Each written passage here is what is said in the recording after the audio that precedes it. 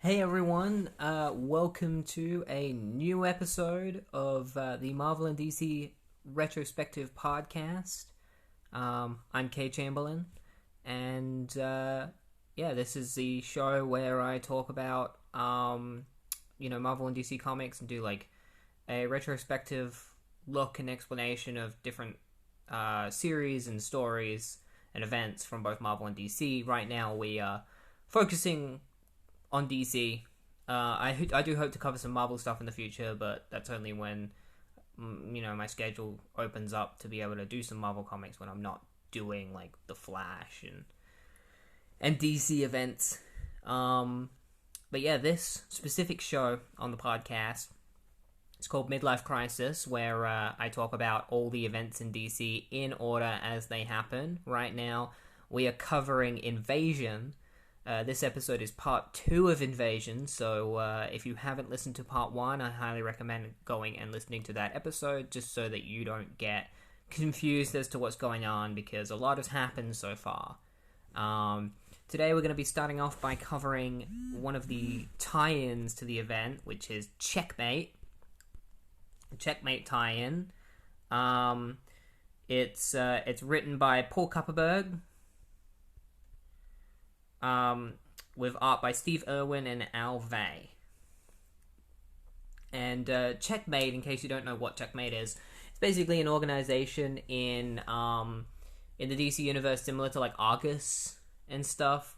Except unlike Argus, they're based more around like chess. So like you've got the pawns who are at the lowest, and you've got knights, and then you've got rooks, and then you've got like the king and queen above them, and then you got bishops, and then you got king and queen. And this series is kind of unique because like the issues follow different members, and so there isn't really a main character.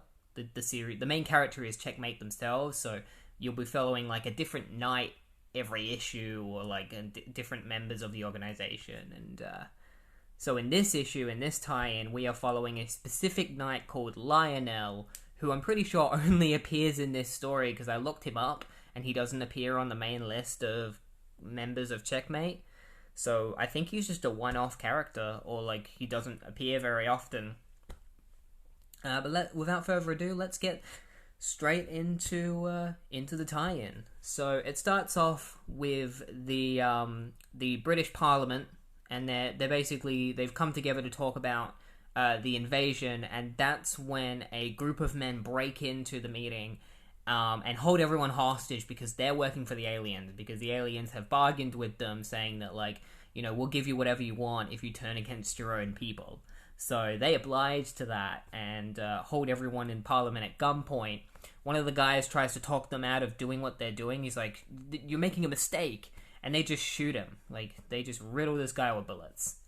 And so Lionel, the knight of this story, has been sent to stop them from taking over the Parliament, but he's a bit late because traffic got in his way. He complains about that. He's like, stupid traffic, I'm late because of it. And so he just starts killing guards and members of like these groups. Like, basically he's killing anyone, because like anyone who gets in his way, even the guards, like he's gonna kill them because he has to in order to do his job. So he's killing guards, he's killing these guys that are holding Parliament hostage, and he just guns them all down, like shooting them in the head and shit. Like, it's pretty brutal. So he throws a grenade to cause a disturbance, so like to lure the hostiles out of the Parliament room. And it works. The grenade blows up and it catches their attention. So the lead guy is like, go out there and like stop, like go see whatever that noise is. And that leaves him an open target for Lionel, who draws his sniper rifle on the dude's head. And the guy tries to pull a gun to hit Lionel because he sees him, but he just gets shot in the head too quickly. Lionel's just like, wow, he still tried to attack me. Oh well, and shoots him in the head. So it's kind of like he might not have shot him if the guy didn't do anything, but he probably would have. As it's shown that Lionel is a pretty brutal dude, and people who work at Checkmate are pretty brutal. One of the guys holds the minister hostage, but then he gets shot by one of Lionel's friends who was undercover at the Parliament. So Lionel heads off to deal with the last couple of guys that were distracted by his grenade. He corners them, pulls out a gun, and just kills them all. He just riddles them all with bullets. It's pretty brutal. He just pulls out his gun and he's just like, "Too bad for you. You didn't figure out sooner." Because they figured out that it was like that it was a trap. He's like, "Oh, too bad, you're dead." And just riddles them all, kills them all. And so the Parliament is safe, but the mission isn't over because those guys came to Parliament for a reason. They're gonna try and assassinate. Like, they basically they went there to like announce that they're going to assassinate the Queen.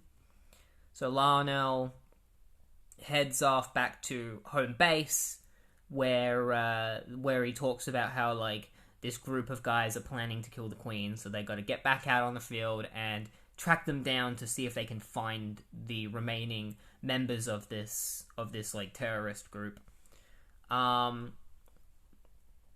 Meanwhile, one of the members is talking to the Dominators, who are giving him his orders to kill the Queen. So he's like, it's a go. Like, he goes back to his members. He's like, I got our orders. It's time to get to work. Lionel tracks the guys that are planning to assassinate the Queen have stored their weapons at like a food waste, like at a food supermarket warehouse. Like, that's where they're hiding the weapons. So Lionel uses Checkmate services to be able to track that's where the weapons are coming from. And so he sees the weapons being taken away in a supermarket truck. So he places a tracker underneath the truck. And the tracker is later found by a couple of members at the, like, because the truck goes to like the house where these guys that are trying to assassinate the Queen are bunking up. And two of the members find a tracker and they're like, "All right, they found us. Let's get out of here." And his friend is like, "But what about the rest of the guys?" And they're like, they're the scapegoats. We're gonna get away. We're gonna get away while they get taken down. To keep us safe. So they just abandon their friends, and so eventually Lionel, using the tracker, finds the house. He comes and he doesn't kill them, but he beats the crap out of all the guys inside the house. He like ambushes them by throwing in like some gas into the room, a gas grenade, and then jumps through the window and just beats the shit out of all of them. And having officially saved the Queen, because that was them planning their assassination attempt. So he believes that he's beaten all of the members of the group. So he believes that he's saved the Queen. And so Lionel gets invited to a party being thrown by the Queen. And he invites his friend, I think his name's Sam, to come join him. And so they do. They head over to the party. Meanwhile, the last remaining members of like the terrorist group are going to go to the party as well, because the Queen's going to show up and they plan on their final assassination attempt being there. So they head to the party as well. They disguise themselves as different members of the party. But Lionel's a smart dude, and he sees that. He sees that some of the he knows that they're there. He knows that some of the guys attending the party are not real waiters and stuff, so he gets into his night costume and he heads off to stop them from assassinating the Queen. So the leader of the group pulls out his gun, gets ready to assassinate the Queen, but then he gets shot by Lionel, who is perched on top of a nearby roof with his sniper rifle, and that's when a massive gunfight happens. Lionel jumps down to try and save everyone, to protect people from all the bullets and the gunfire. So he fights off these guys and just has a massive fight with the group of terrorists. but he eventually, after beating up everyone, like, he thinks he's won, but then he gets shot by the guy that he shot, who, like, turns out the guy didn't die, he just got shot in the shoulder. So he shoots Lionel in the shoulder, and so Lionel is on the ground, and he tries to get his gun. He's like, oh, gotta grab my gun. And, but this dude shoots Lionel in the hand, and so Lionel is, like, ready to die. Like, this guy has his gun pointed at him, he's ready to shoot Lionel in the head. Lionel closes his eyes, ready to get shot. He hears a gunfire, but then realizes, like, oh, I don't feel like I've been shot. And it turns out that Sam, I think his name is Sam. Sam shows up last minute. Like, Sam is there, and he luckily had a gun on him. I think he picked up Lionel's gun and shot the dude that was going to shoot Lionel. And so it ends with Sam and Lionel just kind of being thankful that they're alive and that they've saved the Queen's life. And that's where the tie-in ends. It was pretty good. It was definitely less invasion, like it felt like it was tied into the event, but like it was also clearly like, you know, the writer did not want to include actual aliens in the issue, because no aliens actually appear. The closest we get is one of the terrorists is talking to, I would assume, one of the Dominators on a TV, but we never actually get to see the Dominator's face. So it's like it's like Paul Kupperberg just didn't want aliens to appear at all because he really wanted Checkmate to remain grounded. So he kind of did it in a way where, like, it's still part of the invasion, but he managed to not include any aliens while still having it be tied to the event. So, you know, I'll commend him on that he was able to at least make it feel like it was connected or somewhat important, you know. But, yeah, that was Checkmate.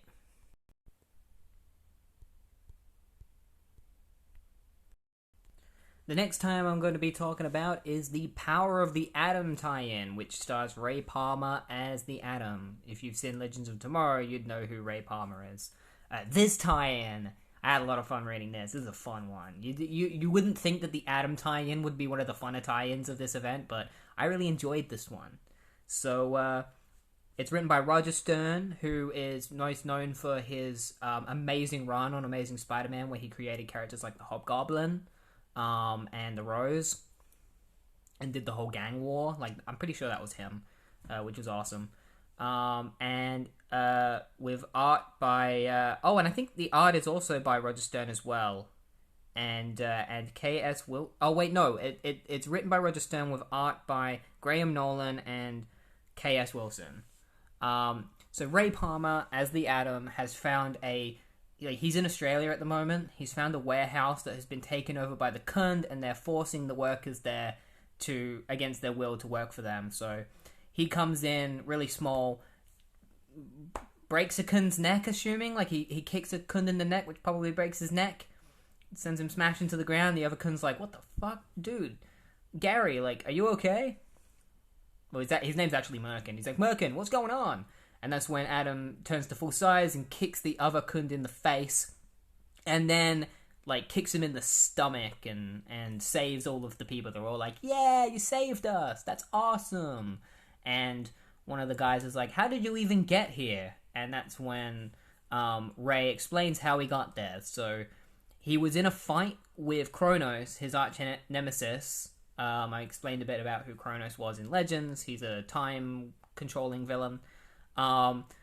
When Kronos stopped their fight to tell Atom that they need to team up because an invasion is currently going on. Atom didn't believe him, and so Kronos showed him the video of the Dominators and the aliens invading Earth. So Atom reluctantly teamed up with Kronos to help him.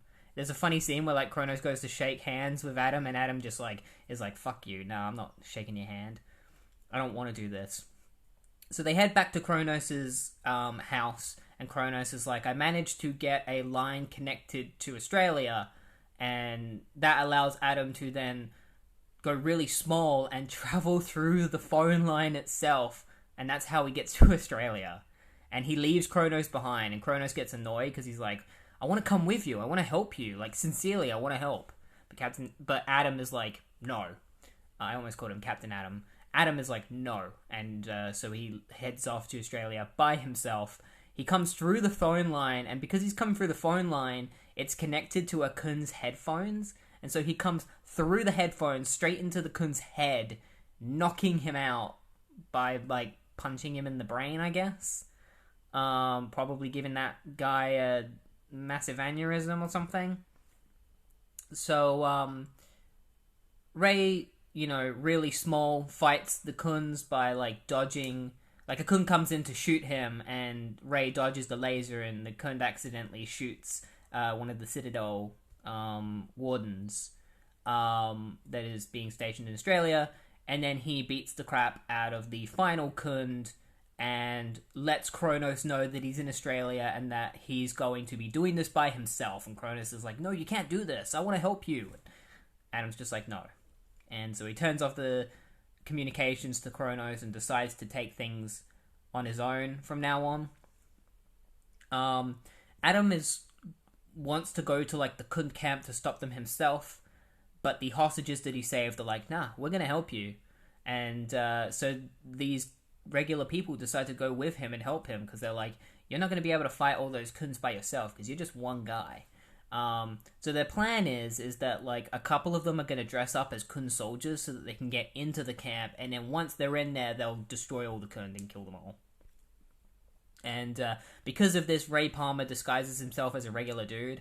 Also, because this is Australia, there's a stereotypical Australian who literally just looks like Crocodile Dundee. Like, exactly the same.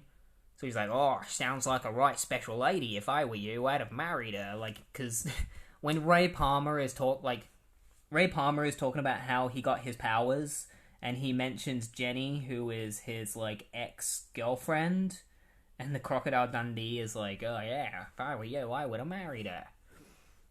So yeah, he explains his origin, which is a white dwarf star falls to Earth, and it gave him powers, and he used those powers to protect his to help his ex-girlfriend at first, and then became a full-on superhero.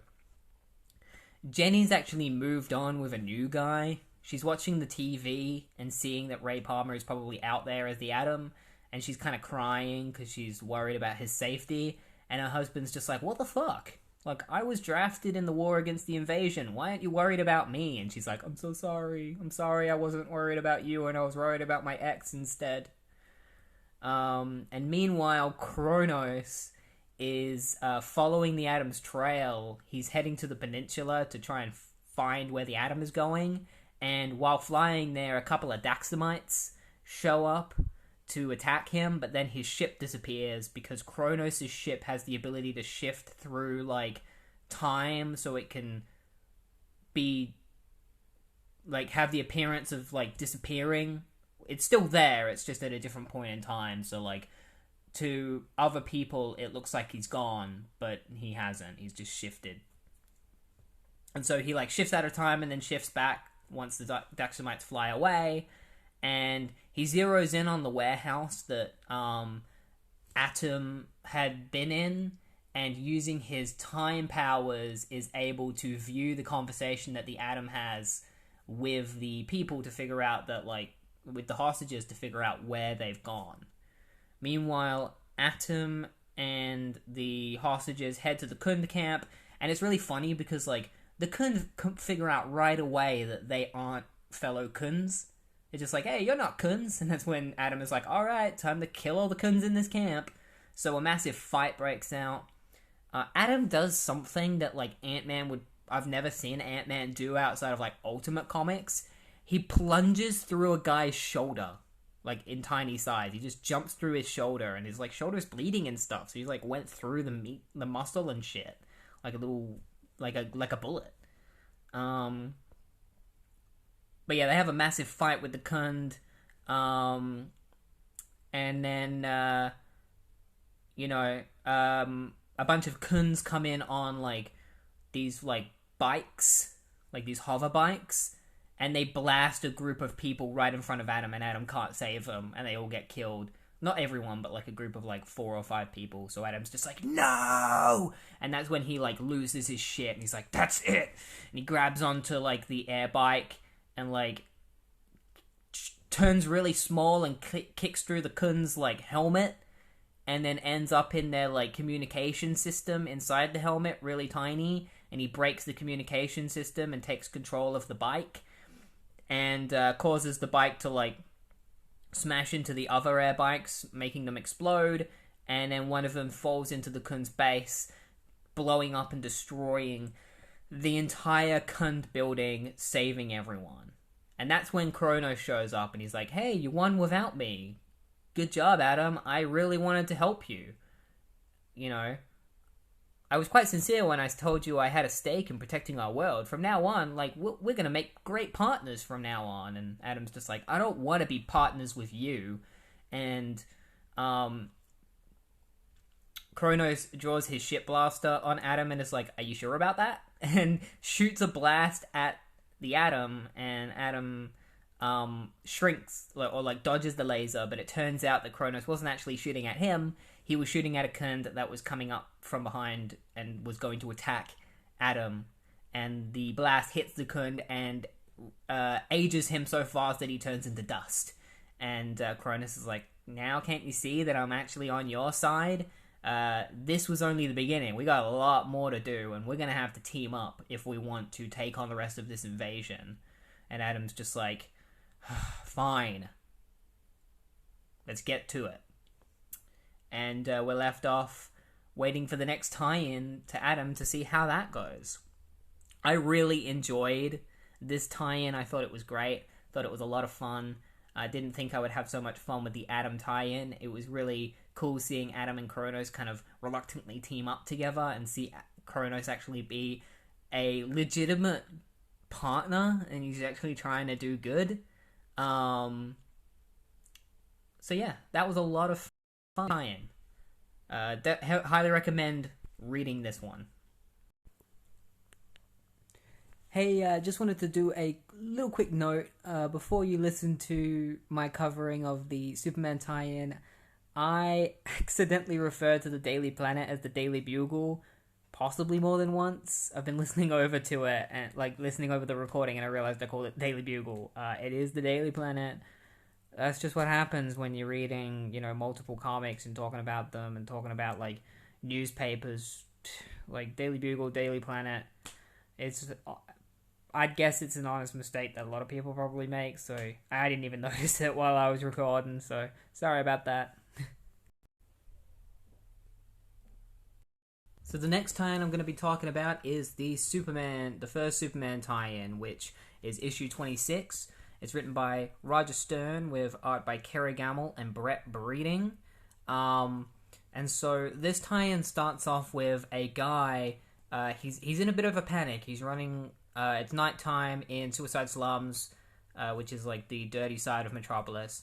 He's in a massive panic. He runs into a building, and there's a guy inside the building with a voodoo doll that looks exactly like him. And he like screams, and then we cut to the next day where his body is found by Maggie Sawyer, I think her name is, or just Maggie, and Sergeant Turpin, who we would have seen in the Millennium tie-ins for Superman.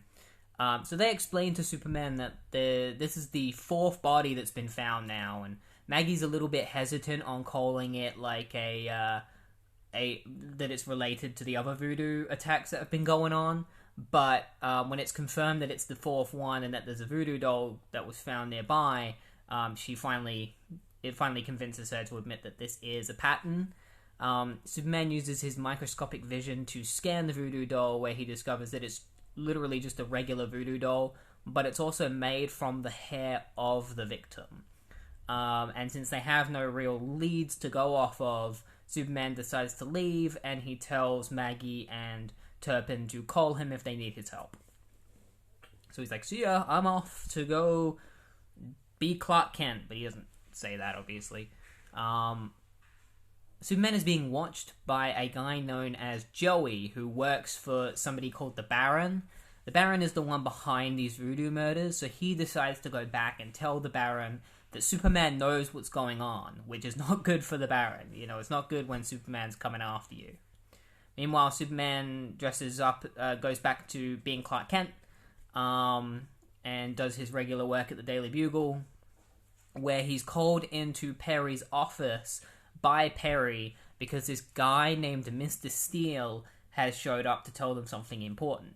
And that important thing is the invasion that's currently going on. He wanted to talk to Jimmy Olsen as well, but Jimmy Olsen, he wanted to talk to everyone that was close to Superman, so he's got Perry, Lois Lane, and Clark Kent, but Jimmy's not there because Jimmy's at the airport picking up his mum. So he tells them all about the invasion, and he basically tells Clark to tell Superman not to take part in helping the invasion.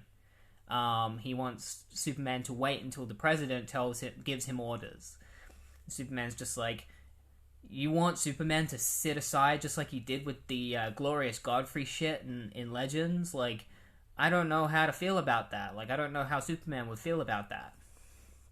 Clark Kent kind of gets pissed off and he storms out. He's like, I'm not going to follow those kind of orders, Mr. Steele. I'm going to let Superman do whatever he wants to do. If he wants to help people, then he can help people, because that's what he does.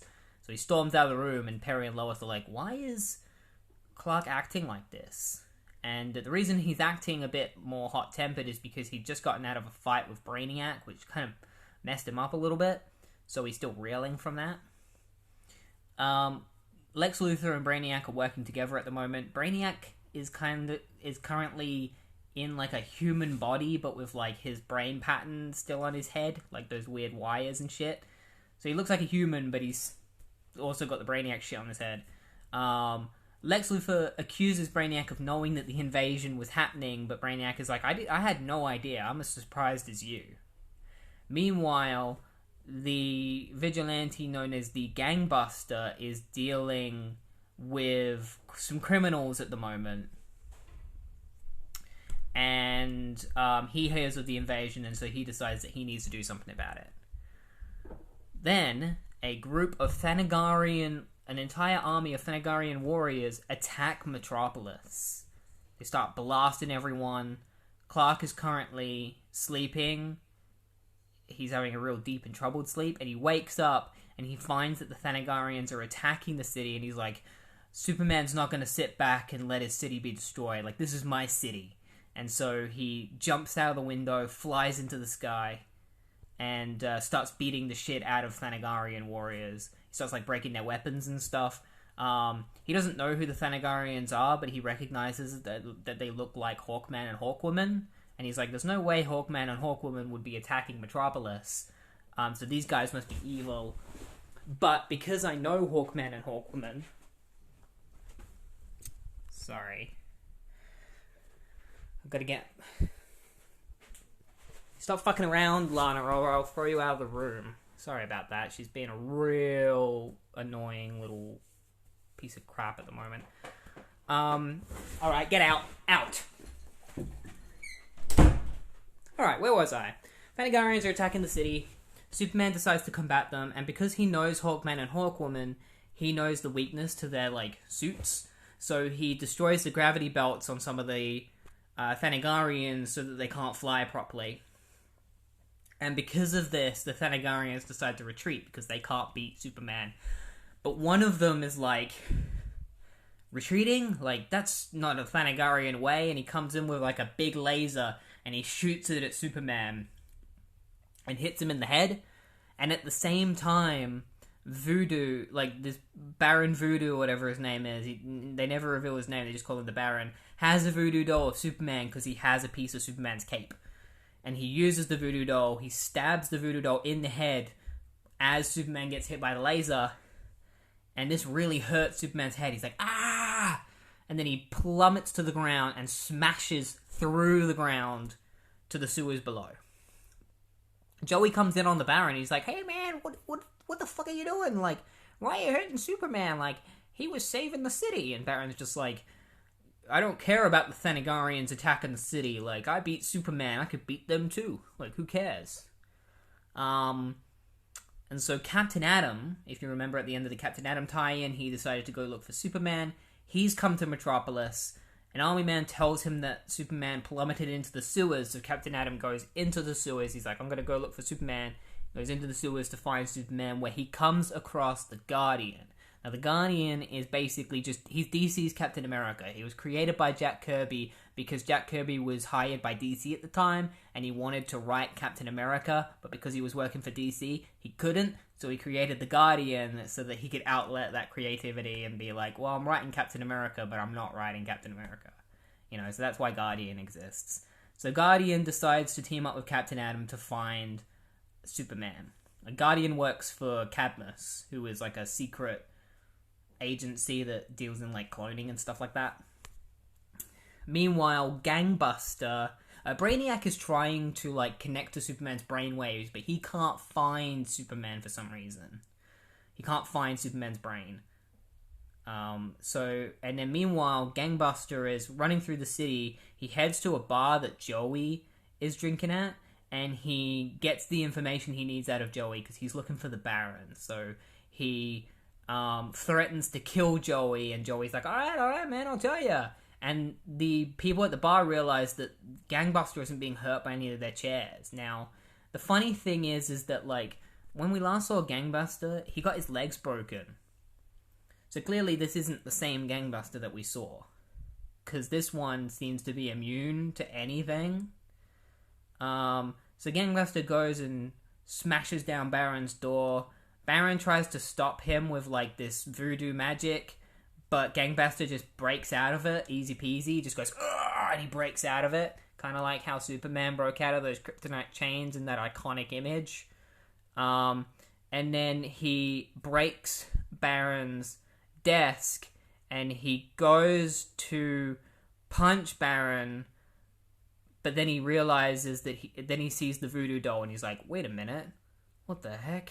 This must have been, like, you must have used this against me. And so he crushes the voodoo doll and takes the Baron off to the police station. At the same time, he keeps contemplating, he keeps complaining about the fact that, like, his head is hurting. And so it ends with Gangbuster heading off into the city to take down more crime while his head is still reeling. And Jimmy is calling Superman for help, but Superman isn't responding. He's like, oh, Superman, why aren't you responding? And that's the end of the tie-in. Already, I'm theorizing that Gangbuster, this version of Gangbuster, is Clark Kent. And that, like, the reason why his head is hurting is because he's got amnesia. And it would also explain that, like, when Clark was sleeping and having, like, he was, like, kind of freaking out, it's because he was, like, thinking about how he was, like, it was like Gangbuster being awakened, I guess, or like Gangbuster going to sleep and Superman awakening. So I think right now Clark has two personalities. And it would explain why Gangbuster's legs aren't broken anymore and why he is immune to everything.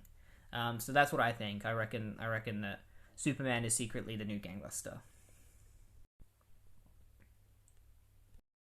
The next tie-in I'm going to be talking about is Detective Comics, issue number 595, starring Batman.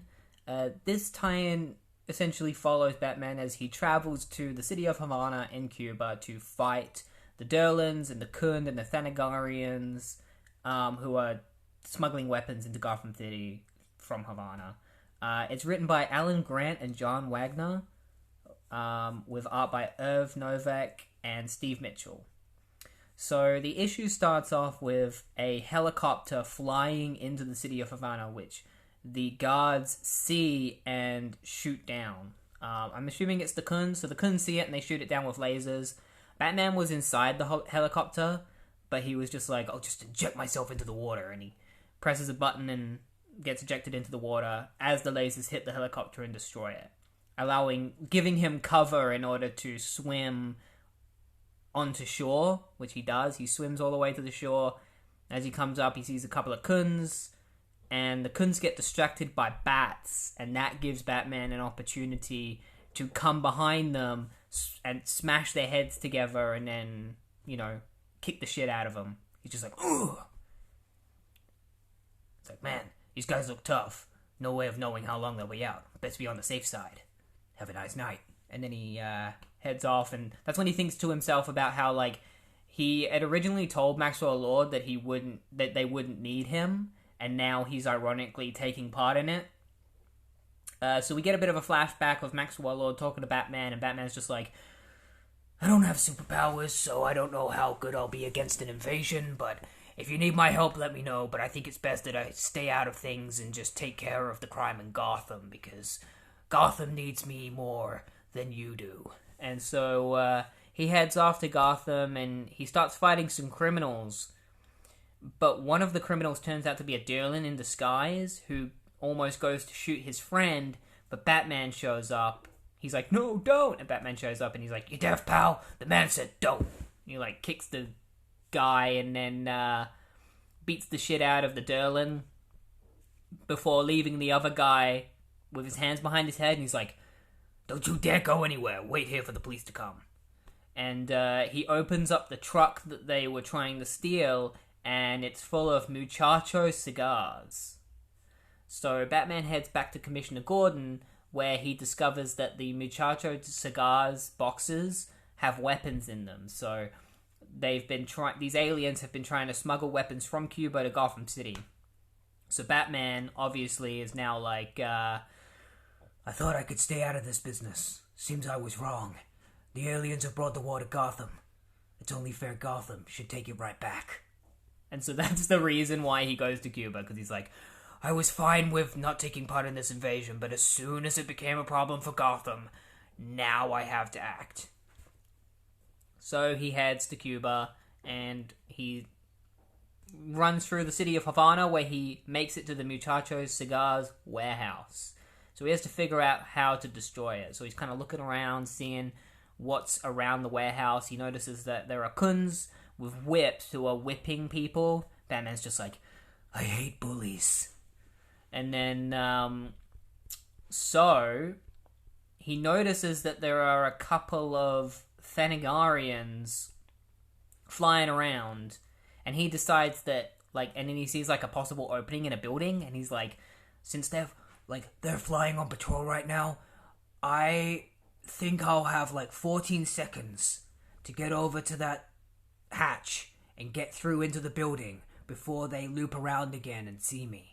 So he starts counting down from 14. He makes it to the hatch with a couple of seconds to spare, but there's mesh wiring on it, and he can't open it in time, and the Thanagarians see him, and he's like, oh shit, well, I better beat the crap out of them. And so Batman fights the Thanagarians. He literally jumps onto one of the Thanagarians while he's flying in the sky and just hangs on from him and kicks the other one in the face. He's just like, how's that for a couple of Cuban heels? And then he gets hit in the head by the other Thanagarian, which causes Batman to fall into the water. He's heading for the dock, but he does a couple of flips and stuff while falling into the air because he's Batman and can defy gravity. So he ends up aiming for the water, and it's upon falling in the water that the Khunds fish out his cape, and they think that Batman's dead. But he's not. He swam under the dock, and he's coming up the other side from behind the Thanagarians and Khund that have all crowded together. He picks up a box of cigars and chucks the entire box at 3 of them, knocking them into the water, and then notices that one of the Khunds is the one with the whip, and it's like, oh, it's the bully. Let me show you a taste of your own medicine. And he uses his cape like a whip, whips it around the Khund's neck, and throws him into the water. He's like, how you like that? He then tells the Cuban slaves to run off. He's like, you Cubans, run for it. Go on, vamos, vamos.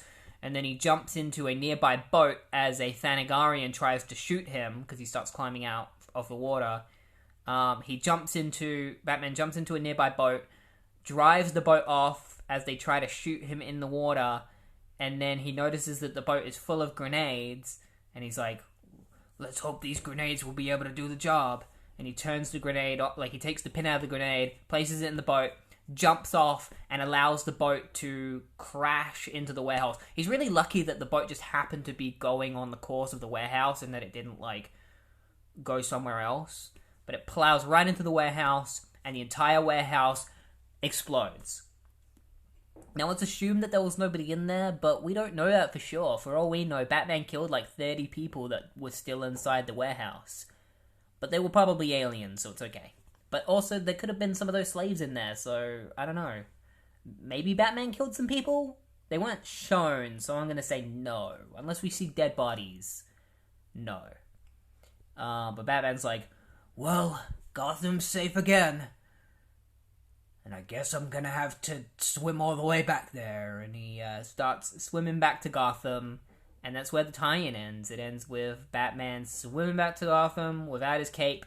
It's weird seeing a capeless Batman. You don't see it very often. He's got the blue costume on, which I really like, the blue and grey one. But yeah, I kind of enjoyed that tie-in. I enjoyed it. It was fun. It was fun seeing Batman fight some Thanagarians, or just see Batman fight aliens, because this is post-Crisis and you don't see that very often. Yet it wouldn't be until the 2000s that you would start to see Batman fight aliens again, you know? Because right now he's not even a member of the Justice League, so he's kind of doing a lot of, you know, down-to-earth shit, grounded stuff. But it was fun. Good tie-in. The next tie-in I'm going to be talking about is the Doom Patrol tie-in, specifically Doom Patrol Issue 17, written by Paul Kupperberg, with art by Graham Nolan and Timothy Dazan. This tie-in is probably the worst one so far. Like, it's not terrible. It's not as bad as some of, like, Millennium's worst tie-ins. It's just boring. And not that great. And probably not good for, like, Doom Patrol fans at the time because of some stuff that happens in it.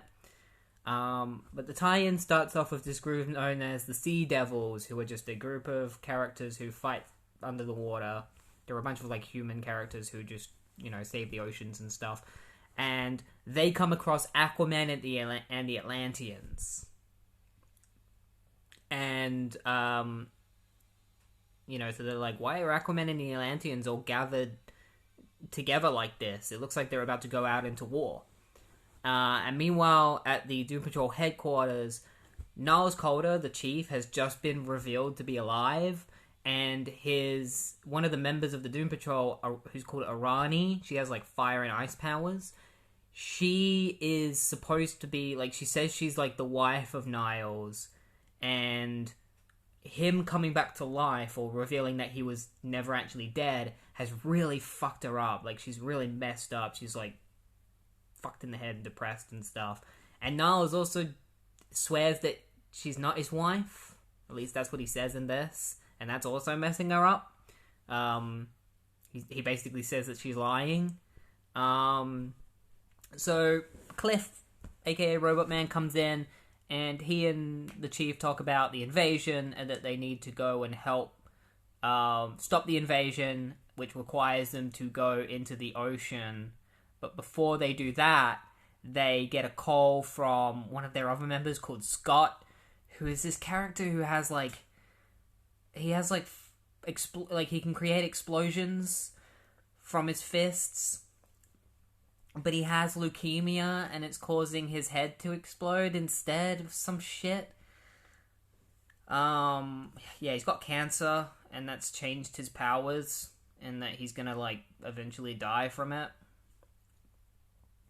But so he comes in and tells them that, like, Gargax, remember Gargax, the big fat alien guy who the invasion, you know, threatened to kill if he didn't get out of the way? He shows up and he decides to create an alliance with the Doom Patrol to help them stop this alien race that's in the ocean. I can't remember their name. They never actually say the name of the alien race. I feel like Paul Kupperberg himself forgot what they were called. But it's those ones that are in, like, the little aqua bubbles. I would have mentioned them in Invasion 1. This is the first time they've showed up outside of Invasion 1, because nobody wants to use them. Paul Kupperberg is forced to use them. So, Doom Patrol and Gargax team up, and they head to the ocean, where Aquaman and the Sea Devils and Aqualad and the Atlanteans have all teamed up. So the Doom Patrol and the Atlanteans and the Sea Devils all team up with Gargax to fight these aliens. And Gargax is just straight up, like, real, like, he's very transparent. He's like, I'm only doing this alliance so that I can then take over the world afterward. And the Doom Patrol are so unfazed by him that they just don't even care that he's announced this. Meanwhile, Rani is being all depressed over Niles. And then the battle with the alien forces begins.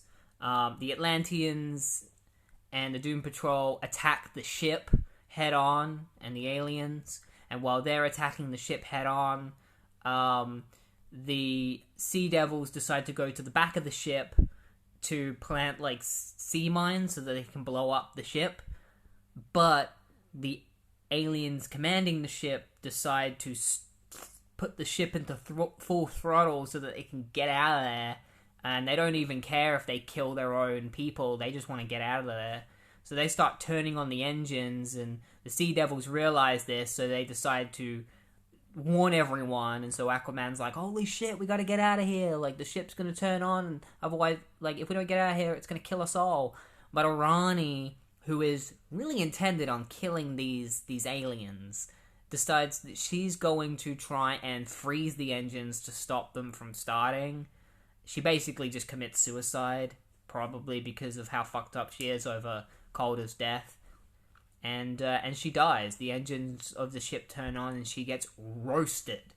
It's pretty brutal. She just gets hit by this blast of throttle, which just burns her to a crisp. And right before she dies, she's like thinking to herself, she's like, I told them, like, Niles was alive, I told them. And then she's just like, ah, and she gets like burnt to a crisp. Robot Man's like, alright, and she's fucking dead. And so they return to Niles, and Niles doesn't really show much care. Like, he does, in a way, he does. He's like, I never should have let her go on her own, but he's not that sad, and it kind of sucks. I'm like, man, the Chief sucks. I mean, the Chief was always a character who kind of sucked, but, like, this is definitely a moment where it's like, dude, this woman who claims to be a wife just got roasted alive, and all you can say is, I shouldn't have let her go on her own. Anyway, we got the rest of the invasion to deal with, so let's just forget about Arani for now and go and stop them. Like, that's literally what he does. He's just like, yeah, Arani died, okay, that's sad. Alright, on to the rest of the invasion. It's not over yet, we got a lot more work to do. And that's where the tie-in ends. It ends with Niles Calder giving a little briefing to the Doom Patrol, telling them that they've got a lot more work to do and a lot more aliens to fight. And it ends there. Like I said, not a great tie-in. Most of the tie-in is literally just them fighting the aliens underwater. And it's just like Aquaman and the Sea Devils and stuff fighting the aliens. Aquaman calls in a killer whale at one point, which is kind of cool. Comes in and chomps on some aliens, and it's probably the coolest thing that happens. Arani getting roasted is just like, why? Like, what the fuck? Like, that was just messed up. But yeah. Looking forward to seeing what the next Doom Patrol... It's not as bad as I was expecting, because I remember people saying the Doom Patrol tie-ins are really bad in Invasion, so maybe the next one is awful. I guess we'll find out. Alright, so originally I had planned to talk about Invasion Issue 2 right now, but then I discovered that apparently there is an Adventures of Superman tie-in in between the Doom Patrol and Invasion Issue 2, and it's not on DC Infinite for some reason. They have every single tie-in except the Adventures of Superman ones, which is really annoying. So I had to go online, I had to like look up a comic on my phone, like online, and I was able to just skim through it because I wasn't going to be reading it on the browser on my phone because that would have been a real pain. So I skimmed through it just to see what happened in it. And basically what happened in that time is that Guardian goes looking for Superman, like it was set up previously with Captain Atom, and he comes across Gangbuster, and he and Gangbuster have a massive fight, which ends with the Gangbuster getting thrown into the waters of Metropolis, and that's when Superman emerges from the water and then goes off and saves Jimmy Olsen, because Jimmy Olsen ends up getting roughed up by some criminals, and Superman helps him, and also helps the city after the Thanagarian invasion. Like, he helps, like, move rubble and stuff to save people who are stuck under it. Basically just does a bunch of Superman stuff. And then he crosses paths with Captain Atom, who tells Superman that he needs to go and talk to the Dominators because they want him to represent Earth to try and convince the Dominators to cease fire. So he goes, he talks to the Dominators, and he manages to convince them to create a ceasefire for now, but the Dominators warn him that, like, he's only got a certain amount of time, so he needs to head off and talk to his fellow superheroes to figure out, you know, if they're going to give themselves up, you know, because Superman is like, just give us time to talk it out, and we'll come to you with a, you know, with a bargain or something. And the Dominators knew that Superman was wired at the time and that he was filming everything, and so he thinks that they're not going to go down without a fight. But he heads back to the, like, hall that all of the heroes are stationed at so that he can then talk to them, and that's what leads into Invasion 2. So basically that's everything that happens into that tie-in. Really annoyed that I wasn't able to read it through the app like I have been. But at least I was able to skim through it through the web browser. I wasn't going to read it like that. It was a pain. Like, zooming in and stuff. No, thank you. So, yeah. That's what happens in that tie-in. Now on to Invasion Issue 2. The next tie-in I'm going to be talking about is Animal Man. This is a tie-in that I almost missed because I realized it wasn't on the Invasion's tie-in list when it came to, like, Infinity, because for some reason Infinity, even if it has tie-ins on it, it doesn't include them in the Invasion one for some reason. Like, whoever was in charge of that didn't put the Animal Man one in, but luckily I've read issues 1 through 5, and now I'm ready to read issue 6, which is the tie-in. Really good tie-in. This was a big one that people were talking about as being, like, one of the best tie-ins to Invasion. It's written by Grant Morrison. This is actually going to be my first Grant Morrison story covered on the podcast, which is pretty exciting. With art by Chaz Troug and Doug Hazelwood. I hope I pronounced Chaz's name right. It's like Troug or Troug, or Troug. So the issue begins with the Thanagarians, specifically a Thanagarian whose name eludes me. So one of them is named Scarlet Cole, and then the other one is, I know his name starts with a D. They've all got Rakara Soul. So one of them's Rakara Soul. He's the male one, and then the female one is Scarlet Cole. And Rakara Soul is talking about how, like, he's about to finish his life's work. He considers himself some kind of artist, and basically he's about to head to Earth to continue, like, to finish his life's work, and it's going to be the last time that Scarlet Cole sees him, because he is going to die and after he does this. So he goes and he has, like, a big celebratory ceremony with all the Thanagarians as they welcome him in, and he grabs what he calls his death helmet, because it's the helmet that he is going to die in, and it presumably kills him too. I don't know if it doesn't really confirm that, but I think the helmet was designed for him to die after wearing. So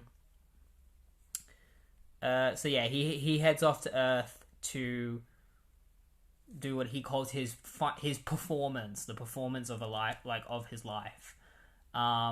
Meanwhile, Buddy, who is Animal Man, is at the zoo with his manager Roger, who is Buddy at the moment is trying to get back into the superhero game, be a superhero, and he and Roger get into a bit of an argument about, like, how he's going too far into the whole Animal Man thing. Like, Buddy's recently become a vegetarian. He tried forcing his family to become vegetarians.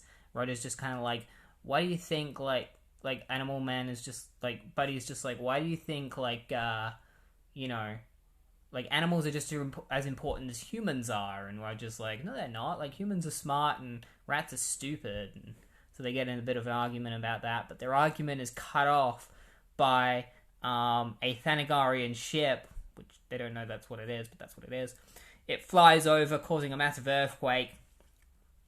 Roger's like, looks like we got a job for Animal Man. And so he's like, wait, where's your costume? Shouldn't you be wearing it? And Buddy's like, you ever heard of hygiene?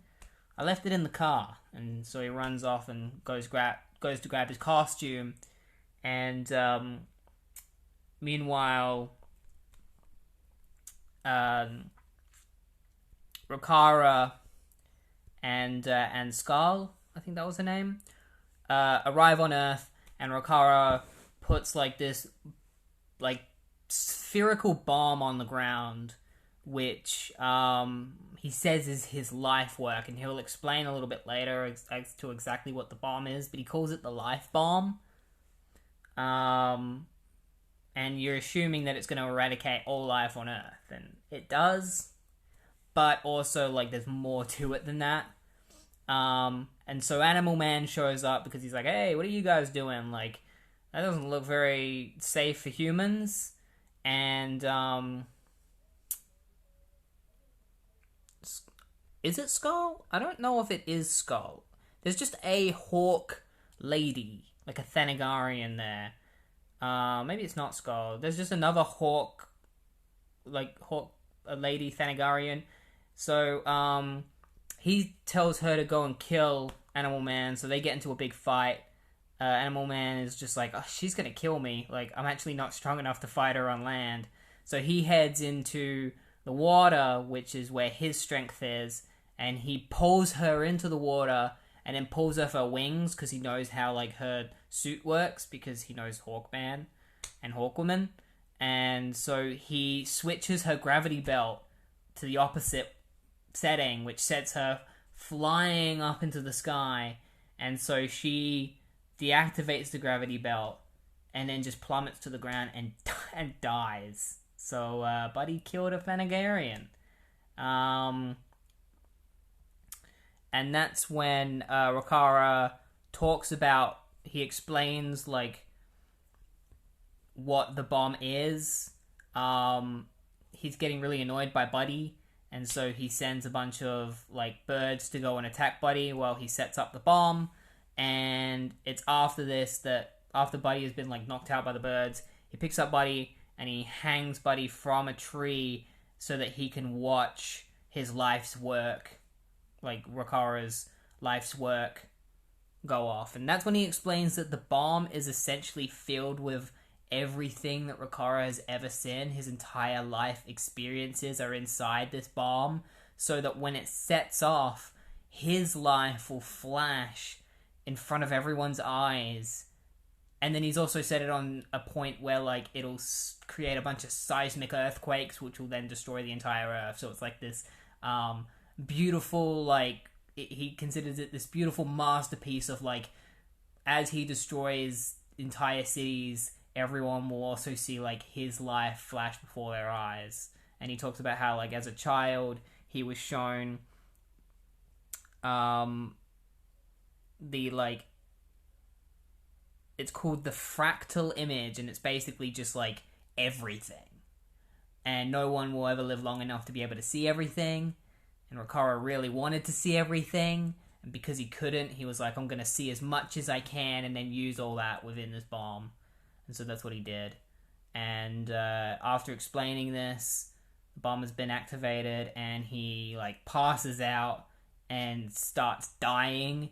And he explains how, like, when he was born, his mom died giving birth to him, and so Rokara's dad kind of just, like, hated him, and that's what pushed Rokara into just devoting his entire life to creating this bomb. And Buddy is, like, freaking out because he's trying to turn off the bomb. He's like, how do I turn it off? How do I turn... Like, tell me how to turn me off. Like, tell me how to turn it off. And Rokara is not responding because he's fucking dying. Like, he's about to be dead. And Buddy is just like, ah! And that's when a hand comes in and turns off the bomb. And it's Hawkman. It's like, all you had to do is switch it off. And that's where the tie-in ends. It's really good. Obviously, there's a little... It definitely goes a lot deeper into, like, there's a lot of, like... There's a massive, like, speech that Rokara goes into. But I would rather save that for people to actually read it yourself, you know. I don't really want to spoil all the deep details of what Rokara goes through while explaining the bomb and explaining his life and stuff like that. Really good issue. Grant Morrison didn't have to do that. He didn't have to create such a deep thing with the Thanagarians to create this whole new ideal of how Thanagarians, this is probably a tradition, possibly, or this is just the one Thanagarian that decided to do this thing. But it's a really cool concept, really cool idea of this bomb that has the entire life experiences of someone in it, and when it sets off, their life flashes before everyone's eyes, and yeah, really good. I really enjoyed that.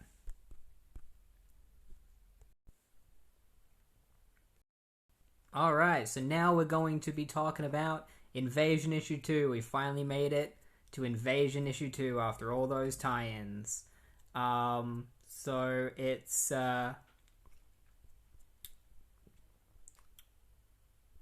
Sorry, I'm just trying to get to...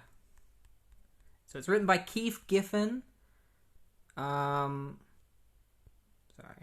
It's written by Keith Giffen and Bill Mantlo with art by Todd McFarlane.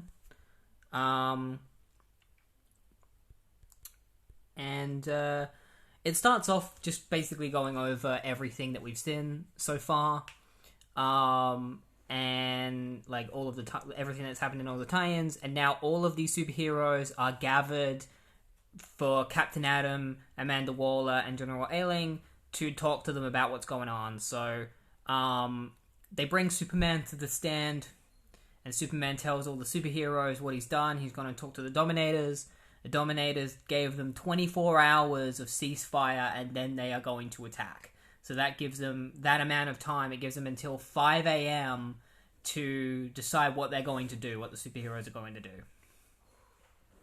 Maxwell Lord rules out going on a nuclear attack because it just means that there's going to be a wasteland. They talk a little bit about how the Dominators are experimenting on metahumans, so they've got to try and put a stop to that. But they find that the only real solution they can think of right now is to just attack them head on, good old fighting style. No weapons, because if they use their nuclear weapons, there's nothing stopping the Dominators from using theirs. So they decide that they should just attack them sooner rather than later and get the jump on them. Batman's like, what about those of us that don't have powers? I don't think we're going to do very well against these aliens. And Amanda Waller's like, that's exactly right. You can't fight these aliens. So, we're going to get the supervillains to help us, because they're at risk of dying too, so they'll be happy to help. Meanwhile, the Dominators talk about how one of them is like, are you sure about this ceasefire? Aren't we giving them an opportunity to attack us? And the Dominators are like, it doesn't matter. It's also giving us an opportunity to resupply our weapons and things, so either way, it's going to be over for Earth. And also for our allies, because we plan on turning against the Khund and all that, and they don't know about that. Shh. Dominators are like, we're going to secretly turn against the rest of our alliance. Meanwhile, the Khund are waiting for the ceasefire to end. They're really looking forward to just starting blasting. But then they realize that they see something that's coming at them, and they realize that the heroes and the humans are already starting an attack. So the Dominators are like, wow, they broke the ceasefire before we did. And so the superheroes are deciding to take action right now.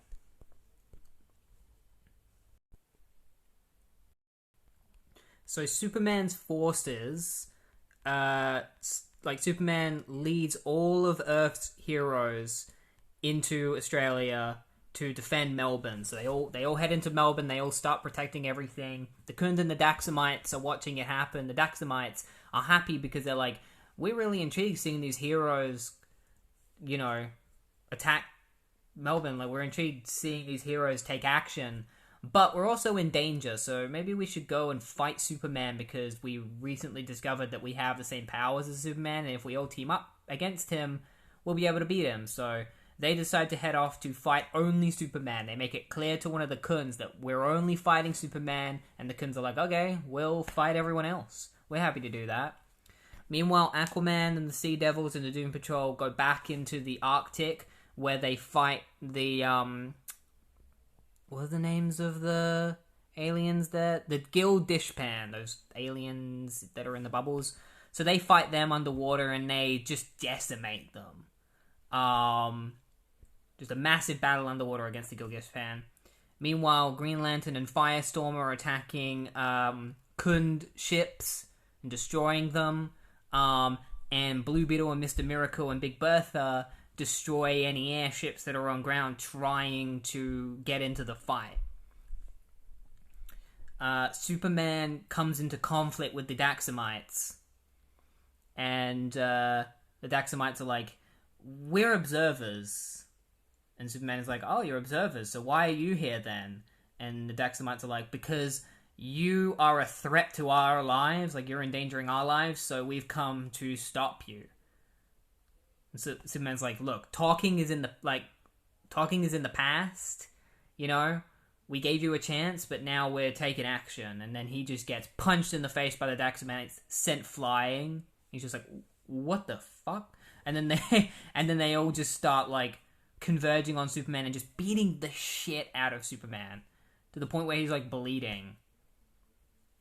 And the whole time the Daxamites are like, we are observers, and that's why we're beating the shit out of you. Superman's just like, oh yeah, I see that now. The Khunds are starting to get a little bit nervous about the fact they were like, we shouldn't have given the superheroes a chance to attack us first, and Dominators are just like, stop whining. And the Khund just punches him in the face and like, I am not a coward. Don't you dare say that I'm like weak and cowardice. And the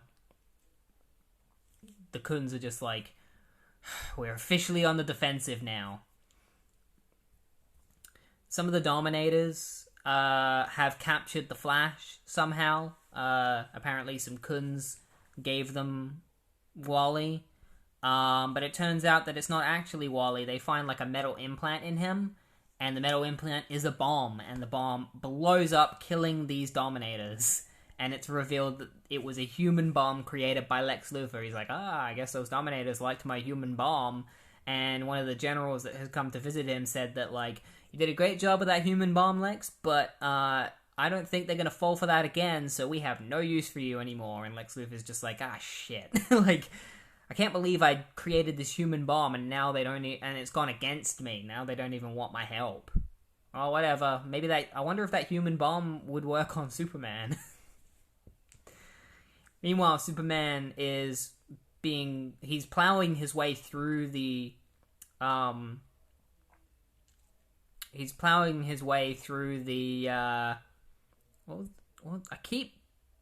Daxamites, because he realizes that they're starting to get weak. And I think it's like Earth's oxygen poisons them over time. They lose their powers and start plummeting to Earth, so he takes them into space to save their lives, because they can breathe in space, because it's Earth's atmosphere that is poisoning them. Meanwhile, the Khunds plan on attacking Australia, and then their warships start getting destroyed because Captain Boomerang is blowing them up with his boomerang. Like, when the fuck did Captain Boomerang get so strong? But he blew up an entire warship just with, like, a couple of boomerangs. So the Suicide Squad start attacking the Khund warships, and so the Khund are told to evacuate Earth and head to the space station that they've got on the moon. And so they retreat. Even though they don't want to, they have to, because they follow orders. Meanwhile, Superman and the Daxamites talk to one another, and the Daxamites are like, you saved our lives. Like, maybe we were on the wrong side. Superman's like, yeah, maybe you should rethink what side you're on. And meanwhile, Captain Atom and General Eiling are talking about the fact that, like, Aquaman and his group have won against the Arctic battle, but the battle in Cuba is still in a stalemate, and, you know, a lot of the aliens are going unscathed, so Captain Atom's like, we gotta up the ante. We're going to attack their main space station. And just let me know when there's an opportunity for us to send forces out, and we'll do it. And Waller is like, we have that opportunity now because the Khund have just abandoned Australia. So it's all a go. So, one of the Dominators from earlier, remember the one that was talking about how, like, he was figuring out the secret to the metagene? Well, he has figured out the secret to the metagene. He knows exactly how metagenes work. He talks about how it's activated by emotional stress, which then changes and transforms the person into what is known as a metahuman, and that he has figured out the way to negate that. He doesn't say how, but he says that he plans on telling the other Dominators how to negate metahumans so that they can eradicate metahumans entirely without killing them. So he decides to warp drive away and continue that plan. Meanwhile, the Flash is in Cuba. He attacks a group of Durlans and chases them, and makes them, and they escape from him. But he does that on purpose because he's leading them into a trap. He leads them towards the Manhunter, who then blasts them, which causes them to flee again. And they head towards Mr. West, Flash's dad, because they've been lured to a boat that he has put a bomb on, and he is in the radar of the bomb, so he's sacrificing himself to destroy the Durlans. So the last of the Durlans get blown up by Wally's dad. He's like, see ya, son, I'm sorry this had to happen this way. He detonates it and he dies in the explosion.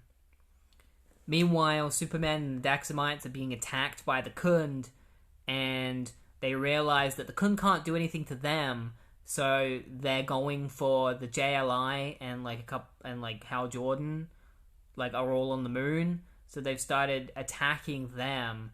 So they decide to, instead of fighting the Khund, decide to help their allies. So they head down and they join the JLI under a little dome that the Green Lanterns have created, which is strong enough to keep the Khund's lasers from hurting them.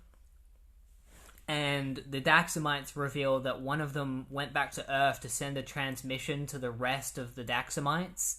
Therefore, this Daxamite killed himself in order to send out a transmission, showing just how determined they are to help Earth.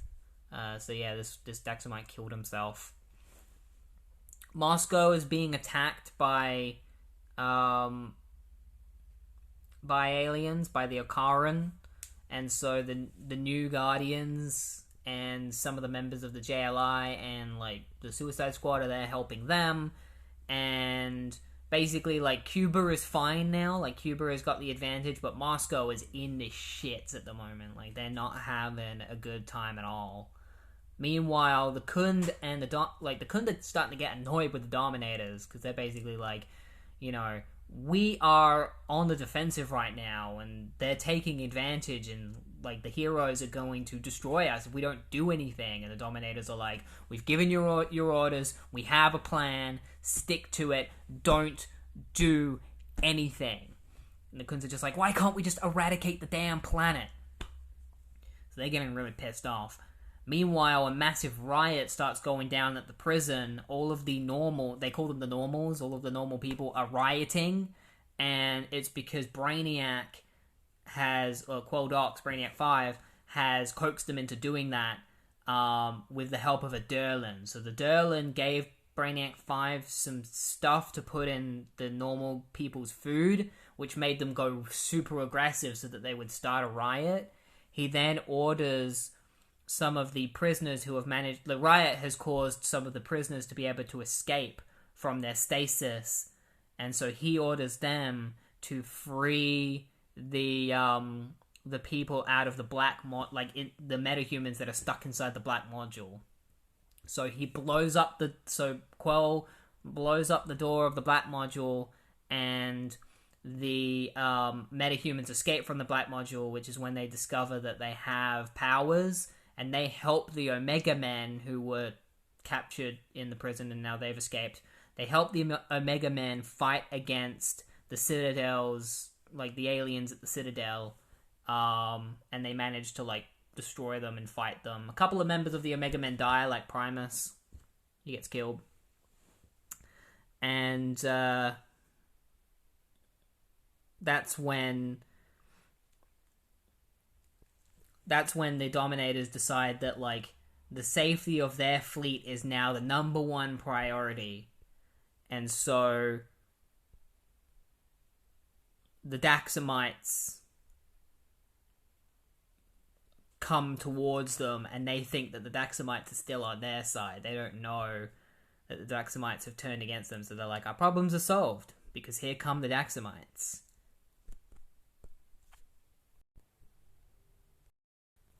So the Daxamites come, their fleet from Daxam arrives, and so the Dominators and the Khund think that they've come to join them, and the Daxamites are like, nah, we're here to turn against them, and they decide to send a transmission. They're so up themselves, it's great, I love this. They send a transmission to Earth that the Dominators and the Khund get to see, which is them basically saying, we're on Earth's side, fuck you, and we're gonna take you down.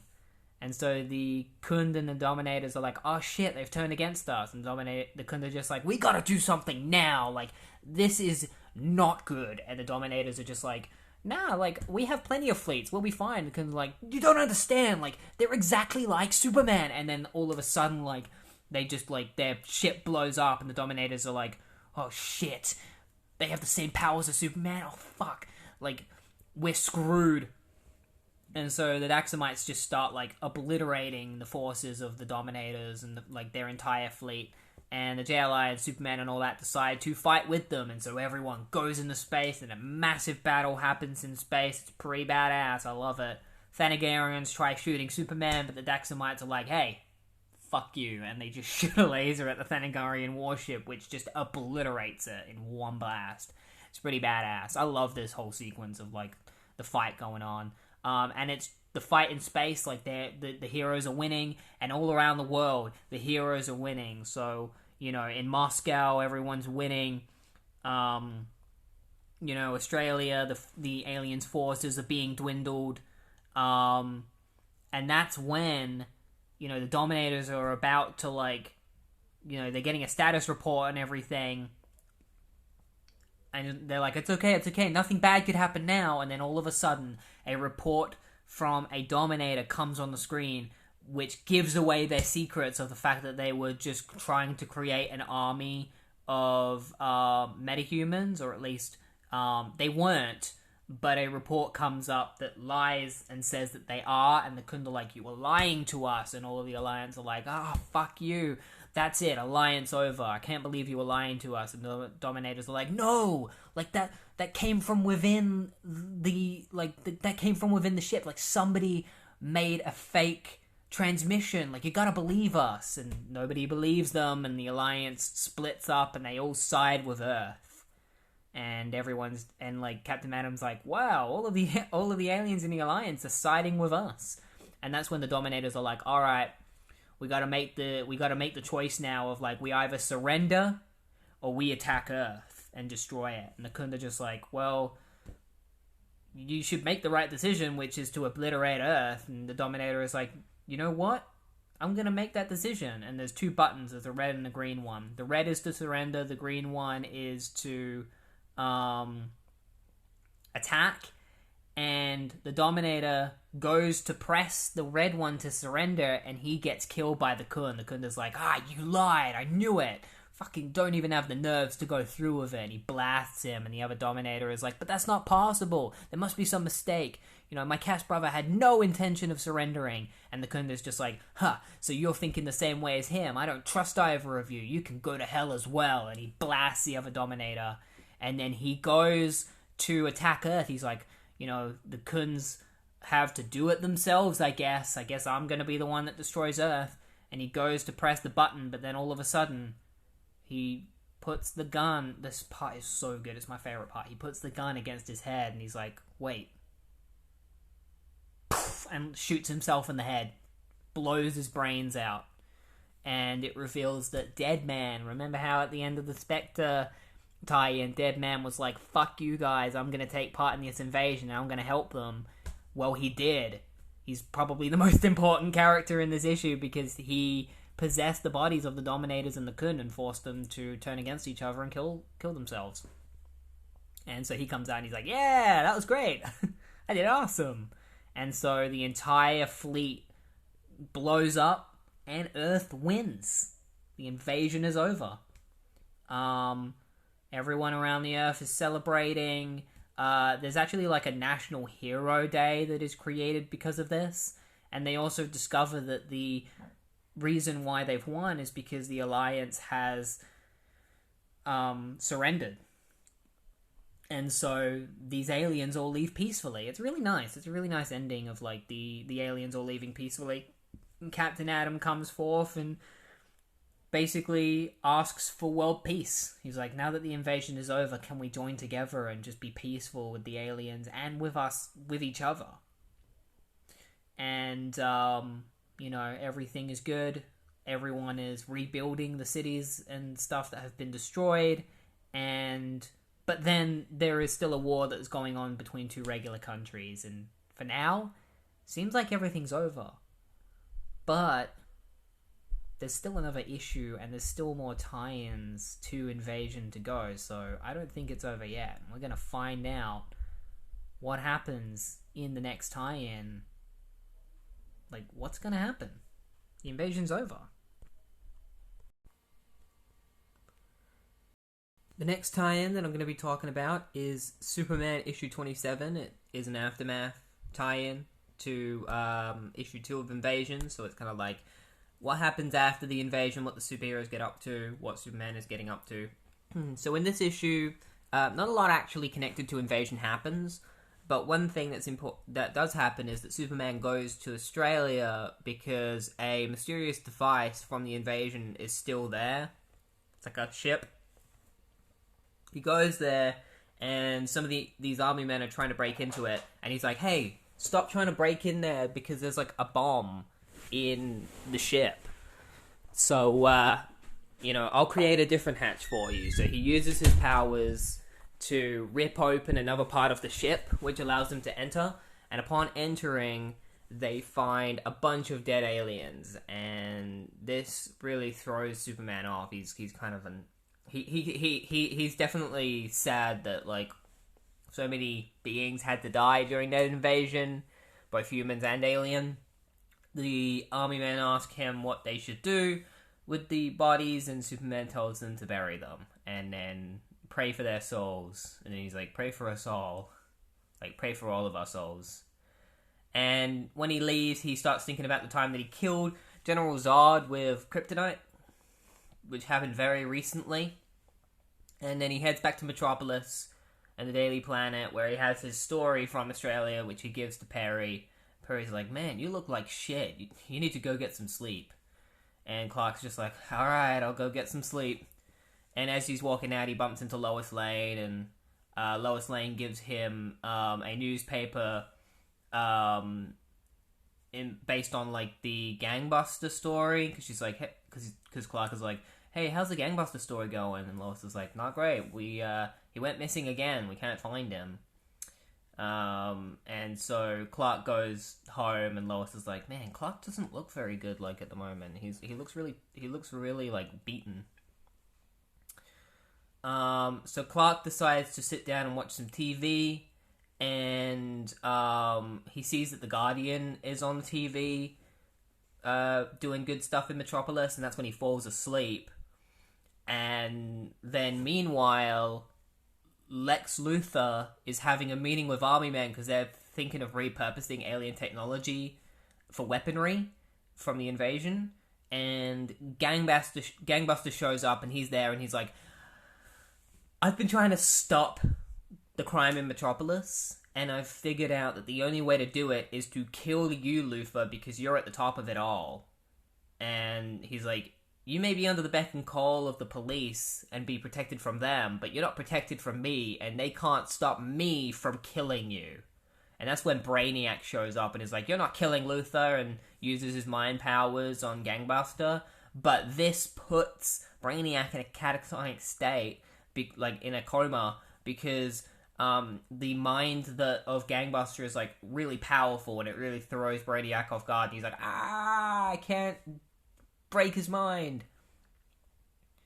And then, like, this kind of messes up, like, Gangbuster's brain is still a bit messed up after that attack from Brainiac, and so he's like, okay, I'm gonna go now, but next time I see you, Luthor, I'm gonna kill you. See ya. And he jumps out the window, leaving Lex Luthor, like, trembling.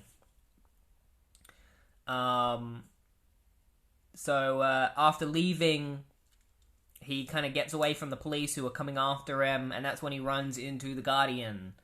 And the Guardian is like, hey, like, we need to talk. Like, I haven't seen you in a while, you saved my life. And Gangbuster's just like, get away from me, and hits Guardian, and that causes Guardian to be like, alright, I gotta take you down one way or another, I'm taking you in. So they get into a fight, which ends with Gangbuster falling off of the building, and Guardian's just like, Gangbuster! Oh shit, like, there's no way he survived that fall, because he fell into like a dumpster from the top of a building, but then he finds that Gangbuster is still alive, and not only is he alive, but he smashes through the dustbin just by kicking it, and he's like, who is this guy? Like, how did he survive that? And he's like, Gangbuster's like, you're dead! And Guardian's like, not without a fight I'm not, and he uses his shield to slice Gangbuster's chest, and that's when something is revealed, leaving the Guardian in shock. So the next tie-in I'm going to talk about is the Adventures of Superman tie-in, which is Adventures of Superman issue 450. It's written and drawn by Jerry Ordway. Like, he does the art as well. He wrote and drew the other one too. I forgot to mention that. He wrote and drew the last Superman tie-in I did. So not a lot actually happens in this one in terms of, like, the invasion. So I'm just kind of, like, gonna say, like, I'm gonna summarize what happens, because it's not very connected to the invasion, but it continues where the last Superman issue led off, where Gangbuster is revealed to be Superman. The chest was ripped open by Guardian, and the Superman symbol was on the inside, and this causes Superman to realize that he is Gangbuster, and because of that, he needs to leave. Because as Gangbuster, he's done a lot of pretty messed up stuff, and also, like, he's still dealing with the fact that not only did he kill, like, he killed General Zod, because General Zod destroyed an entire dimension that this character called Matrix came from. She's like this dimensional character who eventually becomes the new Supergirl. So all of her people were all obliterated, and that's why he killed Zod, and so he's still, like, messed up from that. And so he goes and visits different people in his life, basically saying goodbye to them. He goes to say goodbye to Lois, and he doesn't actually end up saying goodbye to her. He goes to, like, he calls Perry on the phone and tells Perry that he's got to lay low because he's dealing with some Intergang stuff. Obviously lying to him. He goes to Dr. Hamilton and, you know, kind of says goodbye to him as well. And then he heads to the Kents, which is the last place he needs to go to. When he goes there, Pa Kent almost dies by accident. He falls from a ladder because Matrix is, like, helping him with the house because Matrix lives with them now. But Superman comes in, Clark comes in and saves him, and then he says that he's saying goodbye, and he lets them know why. He tells them all about Gangbuster and how he is Gangbuster, because his dad is like, you know, why are you letting this why did you let this Gangbuster guy roam around for so long? And Superman's like, that Gangbuster guy was me. He's like, what? And he's like, yeah, like, but I wasn't choosing to be him. It just, I became him without even realizing. And now I need to leave because that's, like, I feel like this is just the tip of the iceberg where, like, I'm just going to be going down from here. I need to get away. Because if I don't, I think it could get worse. I just need time. And for all I know, I'm not going to come back. You know, but I just need time alone. And I don't think Earth deserves me at the moment. And so eventually the Kents become okay with his decision and are like, it's your decision, Clark. We'll stand by you and we're always going to be here when you need us. And Lana comes in just at this moment and then finds out he's leaving and is like, you're leaving? He's like, yeah, forever. She's like, well, if you're leaving, then at least kiss me. And so they, Clark and Lana have a kiss because it's possibly the last time that Clark is going to see her, even though we know it isn't. You know, this is the 80s. Like, of course he comes back. And there's kind of a one-to-one mirror of, I really like this image because it's a throwback to, because a lot of people don't like John Byrne's Superman, but there is an iconic panel in his Superman, in Man of Steel, I think it's the very end of Man of Steel, where Clark officially becomes Superman, and he's like, I'm gonna protect the world as Superman, or something like that, and he's like flying through the sky. It's that icon, like, this looks like a job for Superman. And it's a recreation of that image, only this time Clark is leaving Earth, and he's really sad, he's crying instead of smiling, and the Kents are below, and Lana is like, no! And so Clark leaves, he's like, goodbye Smallville, and then he's like, goodbye Earth, and he just leaves Earth. He puts on a space mask, because you can't breathe in space for a long time. So he puts on like this space apparatus so he can breathe, and he just leaves the planet. And he's just gone, and that's it. That's what happens at the end of the tie-in. Alright, the next tie-in I'm going to talk about is the Suicide Squad tie-in, but we're not going to be talking about it for very long because it almost has nothing to do with Invasion. Most of the stuff that it has to do with Invasion is basically just told in flashbacks. It's issue 23, written by John Ostrander and Kim Yale, with art by Luke McDonnell and Carl Kessel. So most of the issue is the Suicide Squad dealing with a thing that they've been dealing at the time with that I can't go over because I haven't been reading Suicide Squad. It's heavily related to that plot, so unfortunately I'm not going to be able to explain what's going on. The stuff that's important to Invasion, which is what we're mainly here to talk about, is Ben Turner, aka the Bronze Tiger, explains how he, Vixen, and another character whose name I don't remember, are being sent to Moscow to fight the Okarans and the Thanagarians because they are there attacking Moscow. So they go to Moscow and they just like fight them and blow the shit out of them and shit. Like, there's literally just like 7 or 8 pages of them just blasting robots and shit. Probably more than that, like 9 pages of them just like running in the battle and destroying all these robots and killing all these aliens. And then the Rocket Reds all get sent into Moscow and they help finish off the rest of the aliens, and then more of the aliens, and then, you know, like the members of the Suicide Squad team up with the New Guardians, which I think I mentioned in Invasion 2, and they fight the aliens alongside the New Guardians, and then that's it. That's after that. It had the issue has nothing to do with Invasion. It doesn't even lead into issue 3. There's actually one more moment. Captain Boomerang. There's a moment where Captain Boomerang is on a ship with some other members of the Suicide Squad, or like some members of, like, you know, some friends and stuff. And they're sailing through Australia, and he talks about how, like, he helped defend Australia against the Khund and, like, beat a bunch of them with his boomerangs. And that's it. That's everything that the Suicide Squad tie-in had to do with Invasion. Yeah, sorry I wasn't able to explain it more, but like I said, it was deeply tied into the story that was going on in Suicide Squad at the time, so I was completely lost.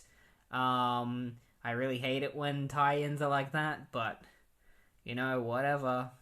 John Ostrander, that's just what you do.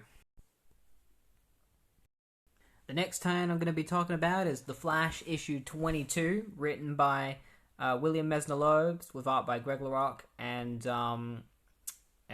Larry Malstead. So, it continues after Invasion 2, where, like, the stuff in Cuba is all being good. Wally and the Manhunter teamed up with the president of Cuba in order to liberate Cuba, and so now they're kind of celebrating afterward. Wally and Mark Shaw, aka Manhunter, are currently stuck together in Cuba, and Chunk is stuck in the forest at the moment, like stuck in the jungle, making his way through the jungle because Wally left him behind. And Wally is on the phone with his mom where they talk about the fact that, like, she admits that she hired Manhunter, and Wally's really pissed off at her. He's like, they're holding a party for me, but, like, we don't have any money to give him. Like, what were we supposed to do? And so Wally apologizes to Mark about not giving him money, and Mark is like, nah, it's all good, Wally. We're fine. And that's when Mark reveals to Wally that his dad sacrificed himself because they're walking by the ocean and they see a bunch of debris. Wally's like, oh, I wonder what poor sucker sacrificed himself here. And Mark Shaw was like, it was your dad, Wally. Wally's just like, no, that can't be true. There's no way. And Mark's just like, look, Wally, it's okay, calm down. And Wally's just like, shut up. And just, like, hits him. And Mark tries to calm him down and stop him, but Wally just slaps the shit out of him and leaves him bleeding on the ground. And Mark's just like, shit, like, he could have killed me if he wanted to. Like, this Wally guy's, like, Wally's really powerful. Like, I can't stand up against him. And that's when a mysterious person comes up to Mark Shaw and asks him for help. Meanwhile, Wally, screaming, runs all the way home without even thinking about Chunk. Or he doesn't run all the way home. He runs all the way back to the Cuban hotel that he's staying at. Sorry. And when he gets back there, Chunk is just like, Wally, where were you? Like, you left me in the jungle. How could you do that? Like, man, I thought we were friends. Like, you've been treating me so bad lately. And Wally's just like, shut up, Chunk. I'm not in the mood for this. I've got a lot on my mind at the moment. And so Chunk heads over and speaks to this woman named Sally, who I'm pretty sure she's the woman that was flying the plane. I'm pretty sure that's who it is. And they just have a really nice chat, and she convinces Chunk to, like, continue to like, push Wally to see if he can, finally get Wally to treat him the way he should be treated. Meanwhile, Mark Shaw meets with these two people who, they don't tell him who they are or, like, where they're from. They just say that they're citizens in Cuba, and they want him to kidnap the president of Cuba. And Mark's just like, I'll do it because you say you're going to pay me. Carlos is the name of the president. I thought that was his name. I didn't want to say it just in case it was wrong, but yeah, his name's Carlos. So Mark agrees.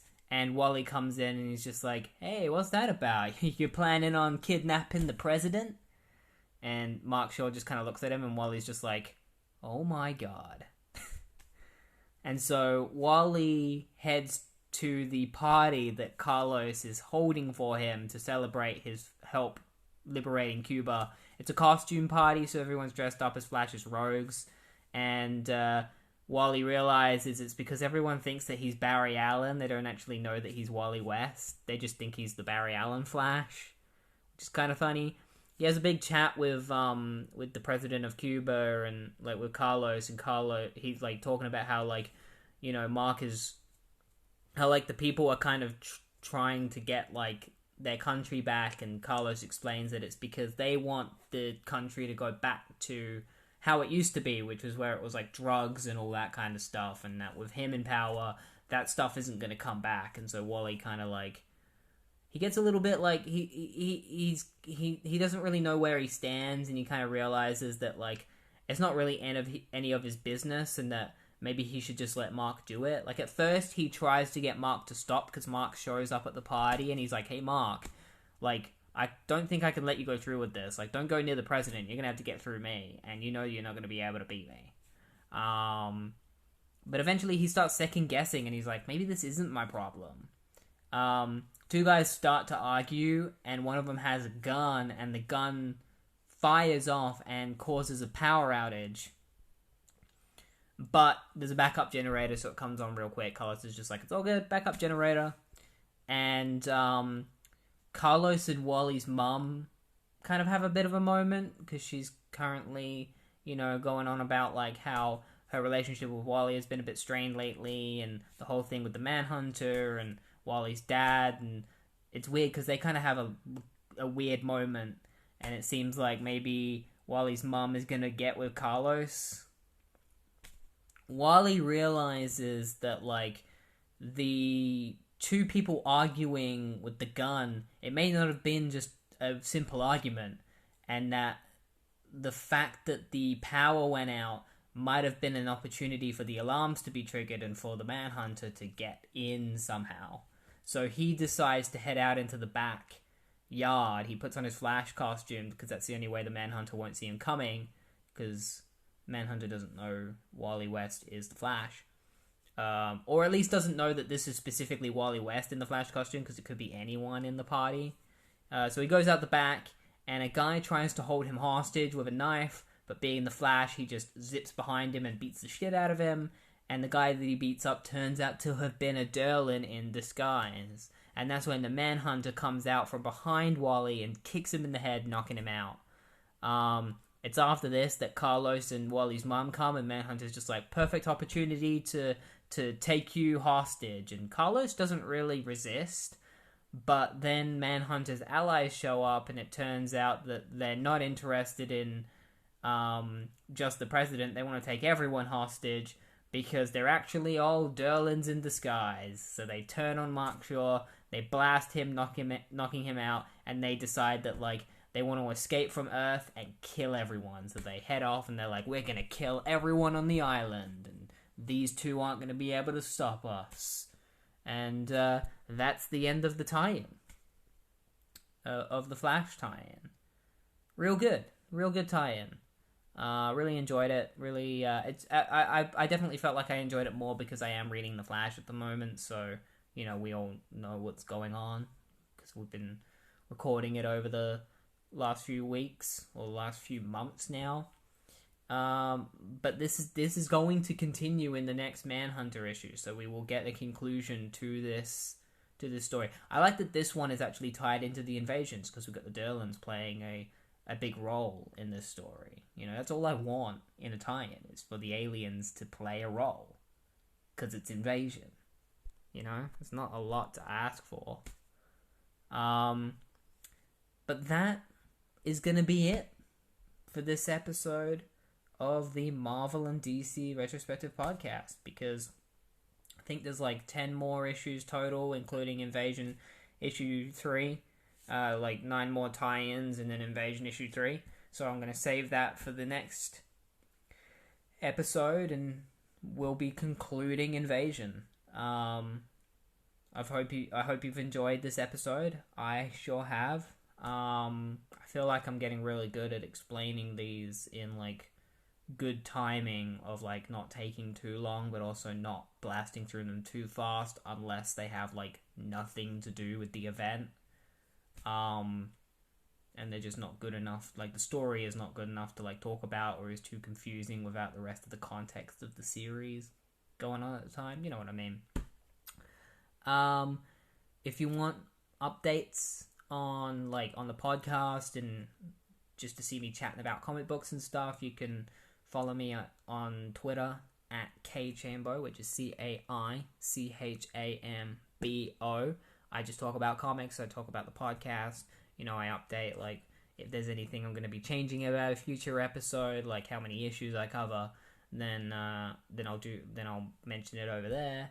And if you enjoy the podcast, feel free to give me a follow on the podcast and rate the podcast, because it helps draw in more people. And you know, I'd be lying if I said I didn't want to draw in more people to listen to this, because I put a lot of effort into this, and it would be cool if, you know, if this kind of got shared around. And, like, if you know anyone who is into comic books, is into The Flash, is into, like, DC events, and kind of wants to know what happens, but doesn't want to go through the trouble of having to read all the tie-ins themselves, recommend them this podcast, because that's what I'm doing, you know, that's my job.